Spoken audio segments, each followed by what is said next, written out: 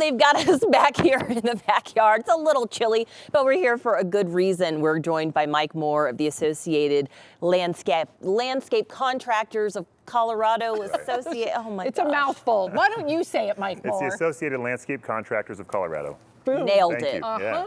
So talk to us about, because a lot of people, yes, you're a professional, but a lot of people are attempting to do this themselves. What are some safety tips you can give our viewers today? Yeah, we think it's great they want to do it themselves because it's a lot of cheer.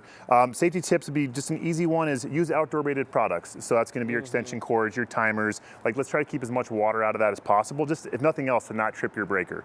But a big one is just ladders and rooftops. Like, that's a huge deal. And so ladders, it's, sometimes people ignore the warnings, but not standing on it too high. Wear good footwear so you're not slipping, especially when it's wet out, and have a stable surface. So avoid those slopes, snow, ice. You just want to make sure you're using that ladder safely and the right ladder for the right job. Extension ladder against the house, a step ladder when you have something maybe above you.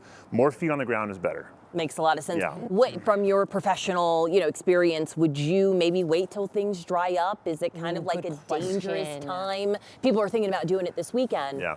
Yeah, it's tough. The good thing is next week's gonna be really warm, so that might be a better time just to wait a little bit. If the driveway's clear and dry, great. But if it's got a little bit of slick or frost on it, absolutely not. That's a big one. But yeah, you're right. So it's gonna be how much you want to get those lights up, but weigh that with the risk.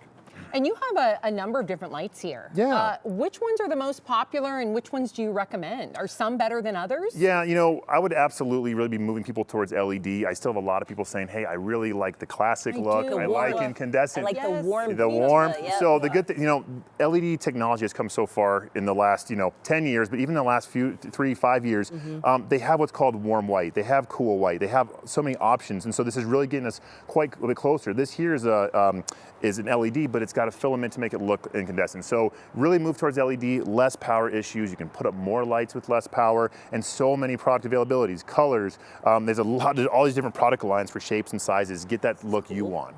I can see you. I love this. Like that, well, I want to ask you, what are you seeing? Because I feel like there was, as far as trends, because it was like everyone wanted the crisp white, chic look. Yep. But now I feel like I'm seeing more color. Yeah, there's a lot of people are really pushing for fun and some of that, and color changing as well is a big thing. Some of the stuff behind us has some of that going on.